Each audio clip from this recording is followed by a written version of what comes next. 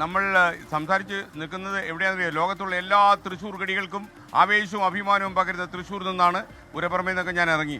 അപ്പോൾ ഞാൻ നോക്കി ശ്രീരാധാകൃഷ്ണ കോഫി ക്ലബ്ബിൽ പോയിട്ടൊരു ചായയൊക്കെ കഴിച്ചിട്ട് അതൊക്കെ. ചേട്ടാ, ജീവിതമൊക്കെ എങ്ങനെ പോകുന്നു ചേട്ടാ? കഷ്ടപ്പാടിലാണ്, ബുദ്ധിമുട്ടാണ്. എന്നാലും ഇപ്പൊ ഒന്ന് ഉന്തിത്തള്ളി പോവാവുന്ന ഒരു അവസ്ഥയിലേക്ക് എത്തിയിട്ടുണ്ട്. ഗ്യാസ് കിട്ടുന്നില്ലെന്ന് പറഞ്ഞു. ഗ്യാസ് ഇപ്പൊ കുറച്ച് കിട്ടി തുടങ്ങിയിട്ടുണ്ട്. നമ്മുടെ ഗ്യാസ് പോയോ?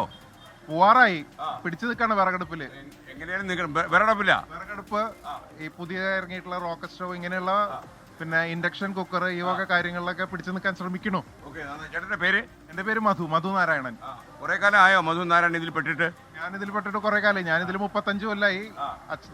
അച്ഛൻ വലിയച്ഛന്മാരായിട്ട് തുടങ്ങിയിട്ടുള്ളതാണ്. ഞാനിവിടെ വന്നിട്ട് നേരത്തെ ചായ കഴിച്ചിട്ടുണ്ട്. നമ്മൾ പണ്ട് കേരളത്തിൽ മാഷർന്ന്. അറിയാം, എനിക്കറിയാം. ഒരു ചായ പറയാം, നല്ല ഫസ്റ്റ് ക്ലാസ് ഒരു ചായ. ഓക്കെ. ഇതെനിക്കൊന്ന് വിദേശമാണെന്ന് തോന്നുന്നു അല്ലേ ഇത്? ആള് അതിഥിത്തൊഴിലാളിയാണോ? മലയാളം മാലു, നെയ് മാലു. അതാണ് കേരളത്തിൻ്റെ ഒരു പ്രത്യേകതയാണ്. നമുക്ക് ഹോട്ടലിൽ കയറിയിട്ട് നമുക്ക് ചോദിക്കാൻ പറ്റാത്ത അവസ്ഥയാണ്. അപ്പോൾ ഓക്കെ, ഹിന്ദി പഠിച്ചേ പറ്റൂ ഹോട്ടൽ നടത്തണമെങ്കിൽ. ചേച്ചി, എന്തൊക്കെയാ വിശേഷങ്ങൾ? പേരെന്താ? ശോഭ. ചായ കുടിച്ചോ? എന്റെ ചിലവര് ചായ വാങ്ങിച്ചെന്നല്ലോ. വേണ്ട. ഓ, തകർത്ത് കളഞ്ഞു. നമുക്കൊരു കാര്യം ചെയ്യാം. ശ്രീജിത്ത് ഇവിടെ ഉണ്ടെങ്കിൽ നമുക്ക് മുഖ്യമന്ത്രി ഇവിടെ വരുന്നു എന്ന് പറഞ്ഞു. ശ്രീജിത്ത്, നമുക്ക് മുഖ്യമന്ത്രി വരുന്നു എന്ന് പറഞ്ഞു. ഇരിക്കാം. നമുക്ക് എപ്പോഴാ മുഖ്യമന്ത്രിയുടെ മുഖ്യമന്ത്രി എപ്പോഴാ എത്തുക?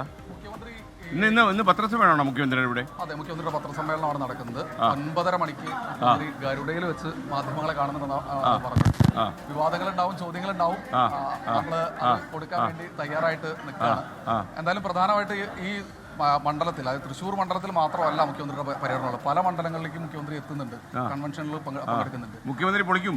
മുഖ്യമന്ത്രി കാരണം എന്താ വെച്ചാൽ ഏറ്റവും മുഖ്യമന്ത്രിയുടെ ഊർജ്ജം നമ്മൾ അംഗീകരിച്ചേ പറ്റൂ. തീർച്ചയായും. അതായത് 2 ദിവസം കൊണ്ടാണ് തോന്നുന്നു 20 പേർക്ക് ഇന്റർവ്യൂ കൊടുത്തുള്ളത്. അതിൽ ഒരാളെ ഞാനുമായിരുന്നു. തീർച്ചയായും. ഓക്കെ സാറേ, അതിൽ ഏറ്റവും എടുത്തു പറയേണ്ട സ്കാൻ, മുഖ്യമന്ത്രി ഇന്ന് വരുന്ന സമയത്ത് അദ്ദേഹത്തിന്റെ ട്രഷറി ബെഞ്ചിൽ ഇരുന്ന ഒരു MLA നാട്ടികയിൽ BJP സ്ഥാനാർത്ഥിയായി താമര ചിഹ്നത്തിൽ മത്സരിക്കുകയാണ്. CC മുകുന്ദൻ. CPI-കാരനാണെങ്കിലും അദ്ദേഹം BJP സ്ഥാനാർത്ഥിയായി മത്സരിക്കുകയാണ്. BJPയെ സംബന്ധിച്ചിടത്തോളം അവർക്കൊരു വലിയൊരു പ്ലസ് പോയിന്റ് ആണ്.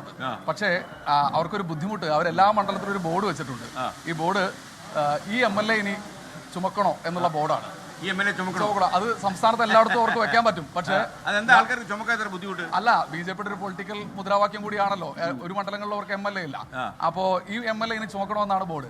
പക്ഷേ ഇത് നാട്ടികയിലും വെച്ചുപോയി. അപ്പോഴേക്കും MLA തിരിച്ച് കൂറുമാറി BJPയിലേക്ക് വന്ന് BJP സ്ഥാനാർത്ഥിയായി.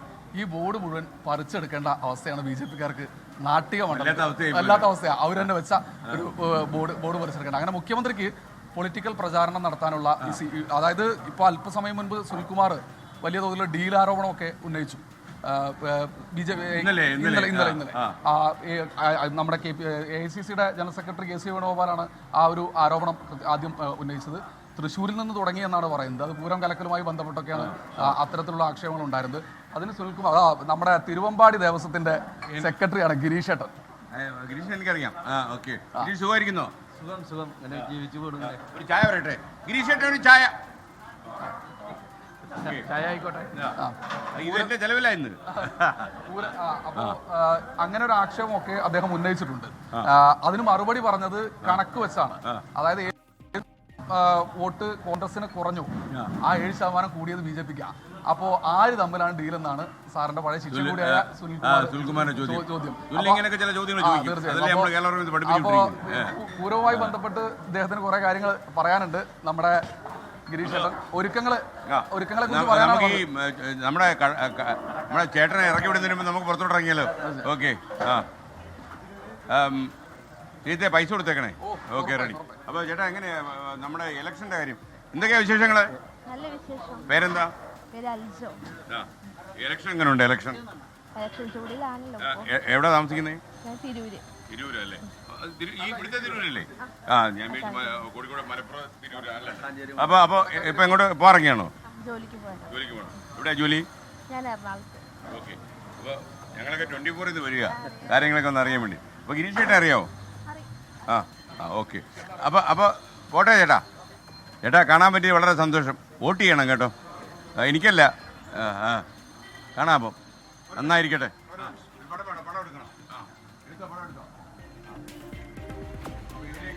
നമ്മൾ കേട്ടോ. ഓക്കെ. ഈ കടയിൽ പണ്ട് കയറി ഒരു ദോശയൊക്കെ കഴിച്ച് എനിക്ക് ഓർമ്മയുണ്ട്. അന്ന് ചേട്ടൻ ഇവിടെ ഉണ്ടോ എന്ന് എനിക്ക് സംശയമുണ്ട്. കേരളമേ അതാ അവിടെ കണ്ടാണു അല്ലേ? ഓക്കെ. അപ്പോൾ കുറച്ച് നല്ല കാലം ഉണ്ടായിരുന്നു തൃശ്ശൂരിൽ. കേരളവർമ്മ കോളേജിൽ മാഷായിരുന്നു. തൃശ്ശൂർ ആകാശവാണി നിലയത്തിൽ കുറേ കാലം ഉണ്ടായിരുന്നു. എന്തെങ്കിലുമൊക്കെ ചെയ്യും ചേട്ടാ. ചേട്ടൻ ധൈര്യമായിട്ട് പോകും കേട്ടോ. ഓക്കെ. അപ്പോൾ എന്തെങ്കിലും വാഗ്ദാനം ചെയ്യുമെന്നാണ് ചേട്ടൻ ചോദിക്കുന്നത്. അപ്പോൾ ഗിരീഷ് ചേട്ടാ, നമ്മുടെ പൂരത്തിൻ്റെ കാര്യം. പൂരം എല്ലാ നടപടികളും ഇങ്ങനെ പൂർത്തീകരിച്ചുകൊണ്ടിരിക്കുന്നു.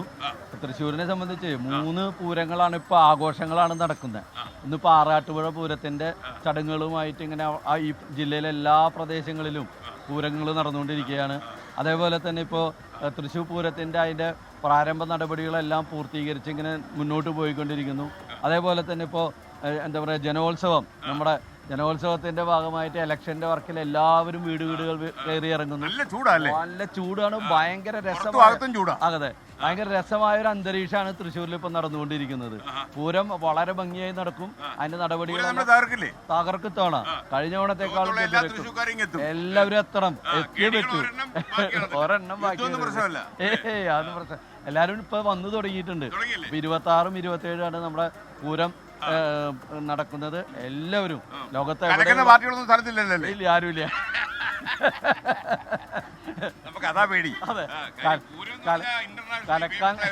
കലക്കാൻ വേണ്ടിട്ട് നമ്മളിവിടെ ഇലക്ഷൻ അതിന് മുന്നേ കഴിയും. 9-ാം തീയതി കഴിയും. അപ്പോൾ 26-ാം തീയതിയാണ് ഇലക്ഷൻ നമ്മുടെ തൃശ്ശൂർ പൂരം വരുന്നത്. അതിൽ കലക്കിയിട്ട് വലിയ മെച്ചുണ്ടാവും തോന്നുന്നില്ല. നല്ല ഗ്യാപ്പ് കിട്ടുന്നുണ്ടല്ലോ. അപ്പോൾ പൂരം വളരെ ഗംഭീരമായി നടക്കട്ടെ, ഉഷാറായി നടക്കും.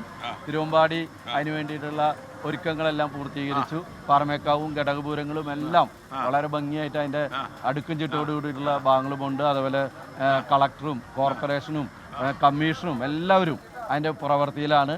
അതെല്ലാം വളരെ ഭംഗിയായി നടക്കും. ഈ പൂരം വരുന്നതിന്റെ ഒരു സന്തോഷം ചേട്ടന്റെ മുഖത്ത് തന്നെയുണ്ട്. ഒരു കൊച്ചു അപ്പൊ നമ്മുടെ തൃശ്ശൂർക്കാരുടെ ദേശീയോത്സവമാണല്ലോ. തൃശ്ശൂർ മാത്രമല്ല, എല്ലാ ജില്ലക്കാരും ഇപ്പൊ വരിക. അപ്പൊ പൂരം ദിവസം കാണാം. ഓക്കെ ചേട്ടാ, താങ്ക് യു. വീട്ടിലുള്ളവരെയൊക്കെ എന്റെ അന്വേഷണം പറഞ്ഞേക്കണം. ഇടയ്ക്കിടയ്ക്ക് 24 നോക്കാൻ പറഞ്ഞു. ഓക്കെ, നമ്മൾ അതിന്റെ ഒരു പ്രൊമോഷൻ കൂടെ വേണമല്ലോ. സുഖമല്ലേ ചേട്ടാ? പടം എടുത്തോ? എങ്ങനെയുണ്ട് കണ്ടപ്പോ? മോഹൻലാൽ കൂട്ടിരിക്കുന്നോ? ഓക്കെ, പിന്നെന്താ പ്രശ്നം? ഇനി സന്തോഷമല്ലേ? ചേട്ടാ സുഖമായിരിക്കുന്നല്ലോ. നമ്മളെ പരിപാടികൾ കാണാറുണ്ട്. നല്ല പരിപാടിയൊക്കെ അടിച്ചു പൊളിച്ചു.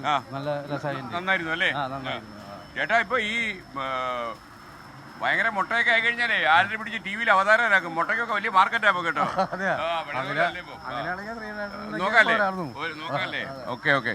നമ്മുടെ അരുൺകുമാറിനൊക്കെ പരിചയമില്ലേ? പുള്ളിയൊക്കെ ഈ നമ്മുടെ മാധ്യമരംഗത്ത് ഏറ്റവും ഫേമസ് മുട്ടയാ. Okay ready. ഓക്കെ, അപ്പൊ താങ്ക് യു. അപ്പൊ ഇനിയിപ്പോ നമുക്ക് അശ്വിൻ പാല എന്തോ ലൈവ് പോയിക്കൊണ്ടിരിക്കുക. ചേട്ടൻ ലൈവായിട്ട് കുത്തിക്കളഞ്ഞു. Okay, ready. അപ്പം ഓക്കെ, അവിടെ ആൾക്കാർ പറഞ്ഞു ശ്രീകണ്ഠേട്ട അവിടെ ഉണ്ട്, ആള് ചുള്ളനാണെന്ന്. നുണ പറ, ഇതുപോലെ നുണ പറയുന്നവരെ കാണാൻ പറ്റുമോ? അതല്ലേ? ശരി, എന്തെങ്ങനെ നിലനിൽക്കട്ടെ. ഓക്കെ, നിലനിൽക്കട്ടെ. ഓക്കെ.